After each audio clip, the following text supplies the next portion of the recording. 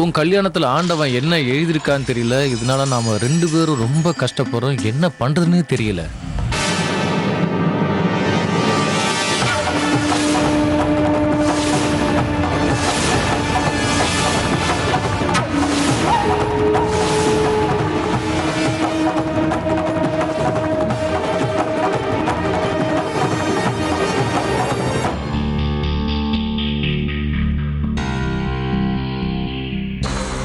இன்னைக்கு வெளியில என்ன கூத்தடிச்சிட்டு வந்தேன்னு தங்கச்சிக்கிட்ட சொல்லிட்டு இருக்கியா?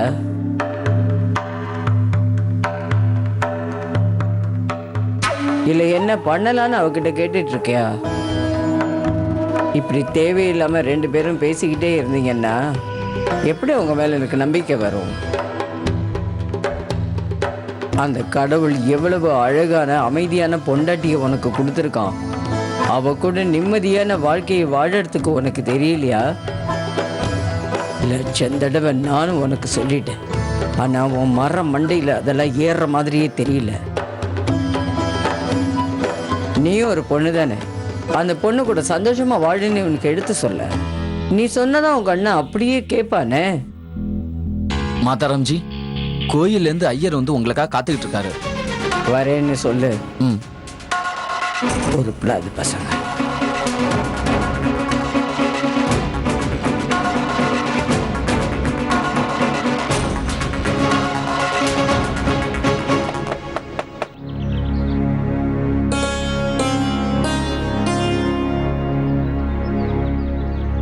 அடடா அப்பா நீங்களா?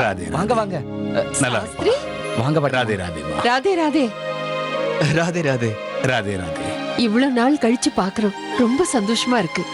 திடீர்னு எப்படி வந்தீங்க நீங்க? அது வந்து வாங்க உள்ள வாங்க. வாங்க வாங்க வாங்கம்மா, வாங்க உட்காருங்க சாஸ்திரி. வாங்கம்மா உட்காருங்க. உட்காருங்க. சம்பந்தி இந்தாங்க. இதெல்லாம் எதுக்கு? பொண்ணு கொடுத்த வீட்டுக்கு வெறும் கையோட எப்படி வர்றது? அதான் சம்பந்தி இதெல்லாம். இருக்கட்டும், உட்காருங்க. உட்காருங்க. ராதே ராதே. அரண்மனை மாதிரி இருந்த அந்த பங்களா எங்க? தீப்பொட்டி மாதிரி இருக்கிற இந்த வீடு எங்க?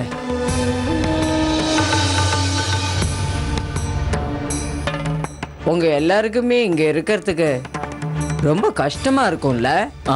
ஆமா பாட்டிமா, வீடு தான் சின்னது. ஆனா எங்க கிட்ட அன்பு நிறைய இருக்கு.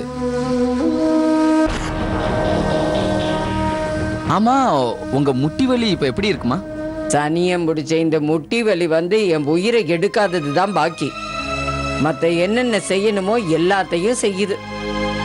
எத்தனை மருந்து சாப்பிட்றது, எத்தனை நாள் சாப்பிட்றது? ஒரு பிரயோஜனமுமே இல்லை. அம்மா, இவ்வளவு வயசுக்கு மேல எதுக்கு மருந்தெல்லாம்? அந்த கடவுள்கிட்ட போறதுக்கு வழிய வேண்டிக்குங்க. வேலை வந்ததுன்னா போக வேண்டியதான்னு பெரியவங்க சொல்லுவாங்கல்ல, அது உங்களுக்கு தெரியாதான்னு?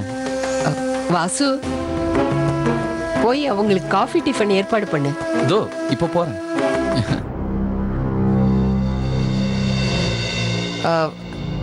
அம்மா தேவிகங்க, அவங்க ஏன் உங்க கூட வரல? அவளும் எங்களோட வர்றதா தான் சொன்னா சம்பந்தி. ஆனா வீட்டுல யாரும் இல்லாததுனால அவளால வர முடியாம போயிடுச்சு. அது வந்து நான் அம்மாவை வைத்தியத்தை காட்டிட்டு போலாமேன்னு கூட்டிட்டு வந்தேன். அப்படியே உங்களையும் பார்க்கலான்னு வந்தேன். ராதிகாவையும் பார்த்து 4 வார்த்தை பேசலாமேன்னு. ராதிகா எப்படி இருக்கா? எங்க இருக்கா? உங்க பொண்ணு ராதிகா ரொம்ப நல்லாவே இருக்கா. அவ புண்ணியத்தால நாங்க எல்லாருமே இந்த 5 வருஷமா ரொம்ப நல்லாவே இருக்கோம். உண்மையை சொல்லட்டுமா சாஸ்திரி, நீங்க எங்க வீட்டுக்கு மருமகளை தரல, ஒரு மகளை தந்திருக்கீங்க. இந்த 5 வருஷத்துல அவ எவ்வளவு கஷ்டங்களை சமாளிச்சு எங்களை காப்பாத்திருக்கா தெரியுமா? எங்க சின்ன மருமக இல்லைன்னா நாங்க இவ்வளவு நாள் இருந்திருப்போமோ இல்லையோ. அவ இன்னும் தன்னோட நம்பிக்கையை விட்டு கொடுக்கவே. தேவா தன்னை விட்டு போகலேன்னு நினைக்கிறா. அவளை பொறுத்த வரைக்கும் அவ நம்பிக்கையில அவ ஜெயிச்சிருக்கான்னு தான் சொல்லணும். ஆமா சாஸ்திரி, அவ நம்பிக்கை ஜெயிச்சிடுச்சு. நீங்க என்ன சொல்றீங்க? ஆமா சாஸ்திரி, நம்ம தேவா உயிரோட இருக்கான்.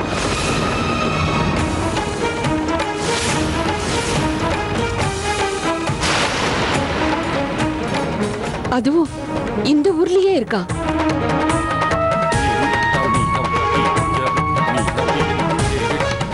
கடவுளே, உனக்கு எப்படி நன்றி சொல்றதுன்னே தெரியல.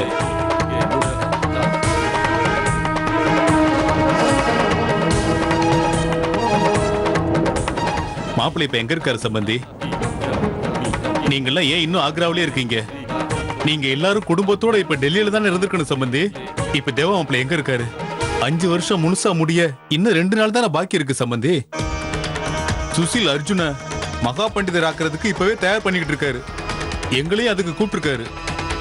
கண்டிப்பா வாங்கன்னு சொல்லி அதுக்கு உண்டான செலவையும் அவரே தரேன்னு சொல்லியிருக்காரு. சொல்லுங்கம்மா, இப்ப நம்ம தேவா மாப்பிள்ளை எங்க இருக்காரு? சொல்லுங்கம்மா.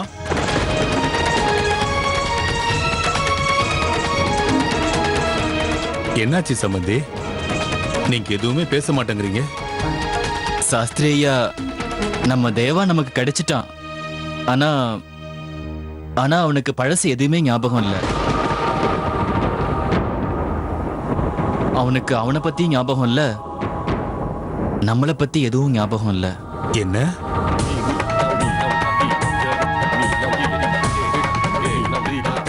அத பத்தி நினைச்சு நீங்க கவலைப்பட வேண்டாம்.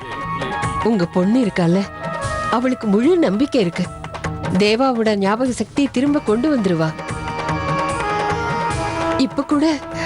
இப்ப கூட அவ சந்தன்பூர் தான் போயிருக்கா, தேவாவை தேடிக்கிட்டு. சம்பந்தி, என்னுடைய எல்லா ஆசைகளையும் விருப்பங்களையும் அந்த கண்ணுகிட்டயே விட்டுட்டு,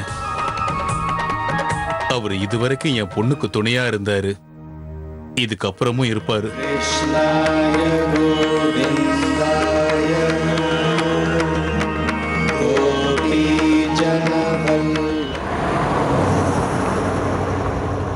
இன்னும் கொஞ்ச நேரத்துல நான் சந்தன்பூர் போயிடுவேன். அங்க போய் எப்படிப்பட்டாது நான் அவரை சந்திச்சு அவரோட பழைய ஞாபகங்களை திரும்ப கொண்டு வருவேன். இந்த தடவை என்னை பார்த்தா கண்டிப்பா அவருக்கு ஞாபகம் வந்துடும். தேடி தேடி பிருந்தாவனத்துக்கு வந்தது எல்லாம் அவருக்கு ஞாபகம் வரும். நாங்க 2 பேரும் எப்படி சந்திச்சுக்கிட்டோங்கிறதும் அவருக்கு ஞாபகம் வரும்.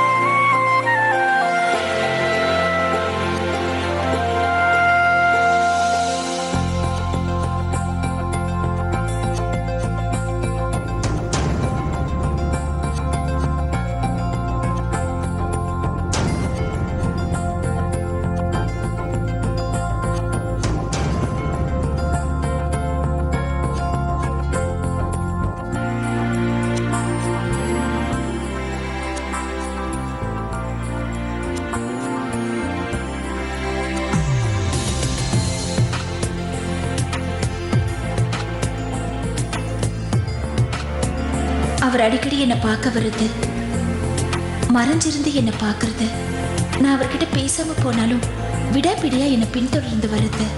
அந்த நினைவுகளை நான் திரும்ப கொண்டு வருவேன்.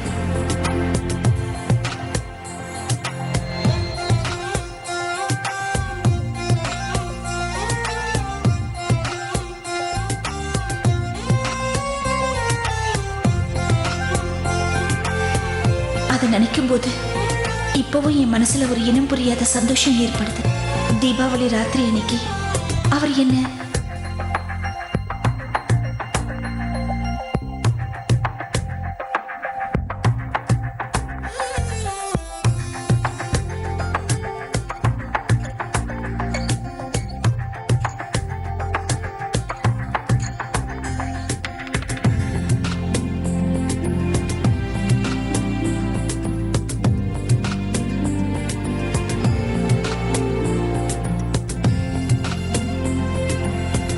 எனக்கு கொடுத்த ஒவ்வொரு வாக்கும் இப்பவும் என் மனசுல பசுமையா நம்பிக்கையா இருக்கு. நான் உனக்கு வாக்கு தரேன், இந்த வாழ்க்கை முழுக்க நான் உன்னை பத்திரமா வச்சு பார்த்துப்பேன்.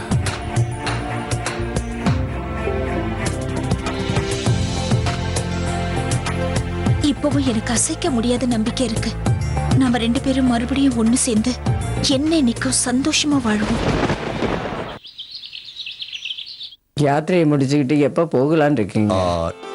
நாளைக்கே திரும்பி போகணும் மாதாராம்ஜி. போறதுக்கு முன்னாடி உங்களை நான் பார்த்துட்டு போலான்னு வந்தேன். ஒரு சின்ன நம்பிக்கையோட தான் உங்களை பார்த்துட்டு போலான்னு வந்தேன். சொல்லுங்க பண்டிட், என்ன உதவி நான் உங்களுக்கு பண்ணணும்? சொல்றேன் மாதாராம்ஜி, உங்க தயவால தான் என்னுடைய குடும்பமே ஓடிக்கிட்டு இருக்கு. 5 வருஷம் நான் இங்க ஊர்ல இல்ல, அதுக்குள்ள நீங்க அந்த கோயிலை வேற யாருக்கோ கொடுத்துட்டீங்க. அந்த கோயிலை எனக்கு திரும்பவும் கொடுத்தீங்கன்னா என்னோட குடும்பத்தை நடத்துறதுக்கு ரொம்ப உதவியா இருக்கும். அதில் என்ன சந்தேகம் பண்டிட்? அந்த கோயில் எனக்கு எவ்வளோ சொந்தமோ அவ்வளோ சொந்தம் உங்களுக்கும் இருக்கு. நாளையிலேருந்து அந்த கோயிலில் நீங்கள் பூஜை பண்ண ஆரம்பிச்சிடுங்க. அது மட்டும் இல்லை, நீங்கள் 5 வருஷத்துக்கு முன்னால் எங்களுக்காக பெரிய உதவி பண்ணியிருக்கீங்க. அந்த உதவிக்கு நான் உங்களுக்கு தட்சிணை கொடுத்து தானே ஆகணும். ஆனால் நீங்கள் அதுக்குள்ளே யாத்திரை கிளம்பி போயிட்டீங்க. தட்சணையா? அப்படி என்ன பண்ணுனேன் நான் மாதாராம்ஜி? பின்ன என்ன பண்டிட்ஜி, உங்கள் கோவிலில் தானே என் பொண்ணு கனிகாவுக்கு ரகசியமாக நீங்கள் கல்யாணத்தை பண்ணி வச்சிங்க. உங்கள் ஆசீர்வாதத்தால் தானே அபே மாதிரி எனக்கு ஒரு தங்க மாப்பிள்ளை கிடச்சிருக்காரு. நீங்கள் செஞ்ச அந்த உதவிக்கு நான் பதில் உதவி செய்ய வேண்டாமா? உங்களுக்கு நான் நன்றி சொல்கிறதோட தட்சிணையும் தரேன். என்ன அப்படி சொல்லிட்டீங்க மாதாராம்ஜி? யாரோ உங்களுக்கு தப்பா சொல்லியிருக்காங்க. நீங்க என் குடும்பத்துல விளக்கேத்திருக்கீங்க. உங்க பொண்ணு கல்யாணத்தை உங்களை கேட்காம நான் எப்படி பண்ண முடியும்?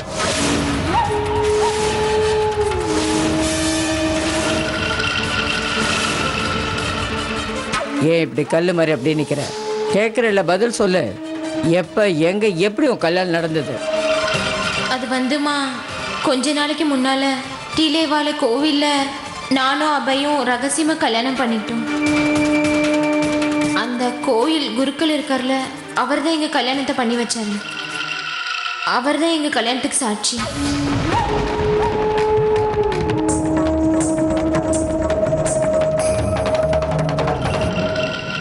நீங்கள் நிம்மதியாக போங்க பண்டிட், நான் உங்களுக்கு அந்த உதவியை செய்கிறேன். ரொம்ப நன்றி மாதாராம்ஜி.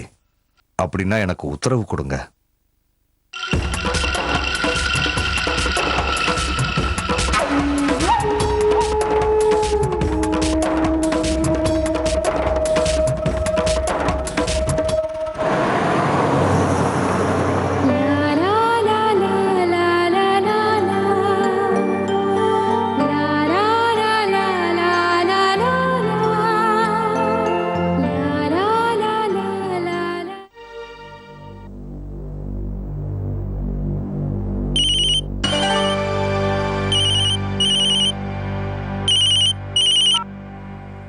ஹலோ பாஸ், ஒரு பொண்ணை பத்திரமா பாத்துக்கோன்னு எங்க கிட்ட சொன்னீங்கல்ல, அவ எங்களை ஏமாத்தி இங்க இருந்து தப்பிச்சு ஓடிட்டா. என்னது? என்னடா வேலை செய்றீங்க? ஒரு பொண்ணை கூட உங்களால பாத்துக்க முடியலையா? தப்பிச்சு போயிட்டான்னு சொல்றீங்க, வந்தனா உங்களை கொன்னுடுவேன். அவ சந்தர்ப்பூருக்கு தான் போயிருப்பா. உங்களுக்கு உயிர் மேல ஆசை இருந்தா ஒழுங்கு மரியாதை அவளை போய் தேடுங்க. அவளை பிடிச்சி என் முன்னால கொண்டு வந்து நிறுத்துங்க. புரியுதா இல்லையாடா? சரிங்க பாஸ், பண்ணிடுறேன்.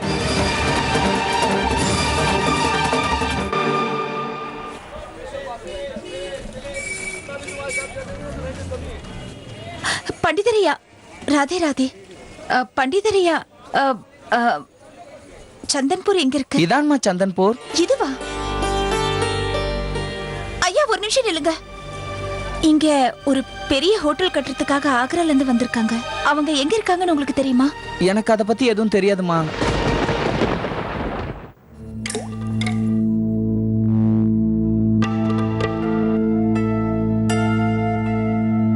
Cheers friends. Cheers. இதுக்கப்புறம் டெய்லி நாம எல்லாரும் இப்படித்தான் இருக்க போறோம். என் மக அர்ஜுன் மகா பண்டிதர் ஆகணுங்கிறது மட்டும்தான் என்னோட ஆசை. அந்த ஆசை இப்ப நிறைவேறிடுச்சுன்னே எல்லாரும் நினைச்சுக்கங்க. ராதே ராதே சுஷில் தம்பி.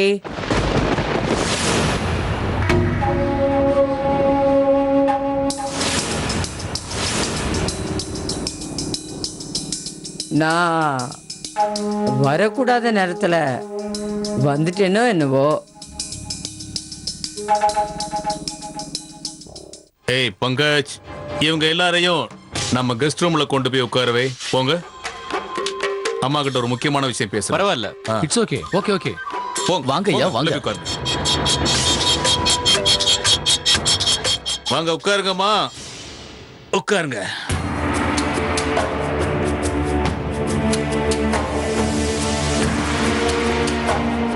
என்னாச்சுமா? இவ்வளவு ஆச்சரியமா நீங்க என்ன எதுக்காக பாக்குறீங்க? நான் இப்ப சொல்ல போற விஷயத்தை நீங்க கேட்டீங்கன்னா சுசில் தம்பி நீங்க ஆச்சரியப்படுவீங்க. தேவையில்லாம விடுகதையெல்லாம் சொல்லாதீங்க. எதுவா இருந்தாலும் நேரடியா சொல்லுங்க. நேரடியா சொல்லதான் நேரா வந்தேன் சுசில் தம்பி. அர்ஜுனுக்கு மகா பண்டிதர் பதவி பட்டம் கட்டணுங்கிற ஆசைய விட்டுடுங்க.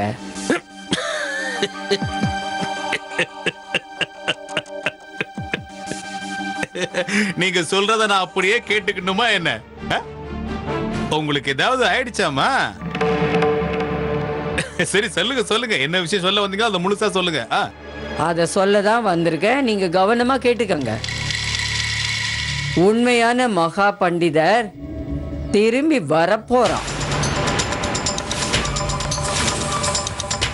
அவன் இப்ப சந்தன்பூர்ல தான் இருக்கான்.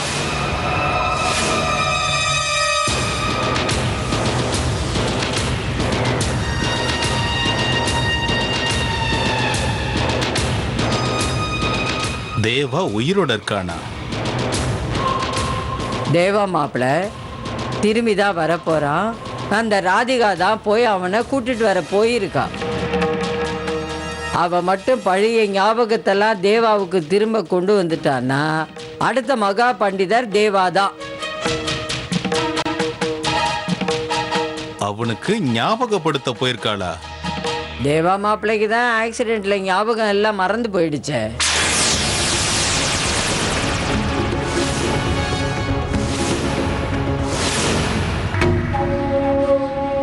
இந்த விஷயம் தெரிஞ்ச உடனே யோசிச்சு யோசிச்சு ரொம்ப களைச்சு போயிட்ட சுஷில் தம்பி.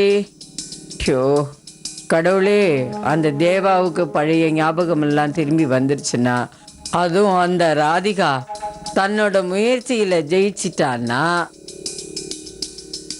அதுக்கப்புறம் உங்களுக்கும் பெரிய பிரச்சனை எல்லாம் வந்துரும்ல சுசில், பார்த்துக்கங்க.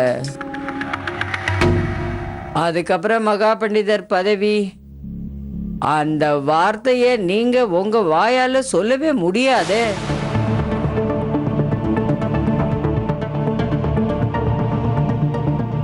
சரி, அப்ப நான் கிளம்புறேன் சுஷில் தம்பி. ராதே ராதே. நீங்க உங்க நண்பர்கள் கூட ஏதோ ஜாலியா இருந்தீங்கல்ல, ஒருவேளை உண்மையான தேவா கிடைச்சிட்டானா, உண்மையான மகா பண்டிதர் கிடைச்சிட்டானா, அப்புறம் இந்த சந்தோஷம்லாம் போயிடும்ல உங்களை விட்டு. அது வரைக்கும் நீங்க சந்தோஷமா இருந்துக்கங்க. ராதே ராதே.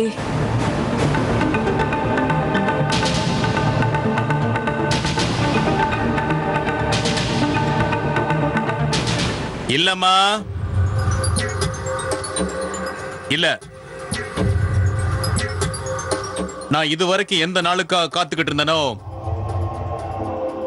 அந்த நாள் இப்ப கிட்ட வரும்போது அந்த அதிகாரத்துல இருந்த தேவாவா இருந்தாலும் சரி, வேற யாரா இருந்தாலும் சரி, நான் விட்டு கொடுக்கவே மாட்டேன்.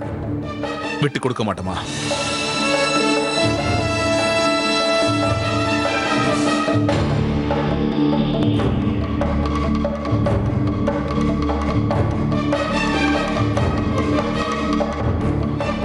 ஹலோ, தேவா இப்ப உயிரோட இருக்கானா? நீங்க இப்பவே சந்தன்பூருக்கு கிளம்பி போய் அவனை உடனடியா தீர்த்து கட்டுங்க. ஒருவேளை நீங்க அவனை கொல்லாம திரும்பி வந்தீங்கன்னு வச்சுக்கங்களேன், உங்க உயிரை எடுக்கிறதுக்கு நான் இங்க காத்துக்கிட்டு இருப்பேன். உடனடியா கிளம்பி போங்க போங்க.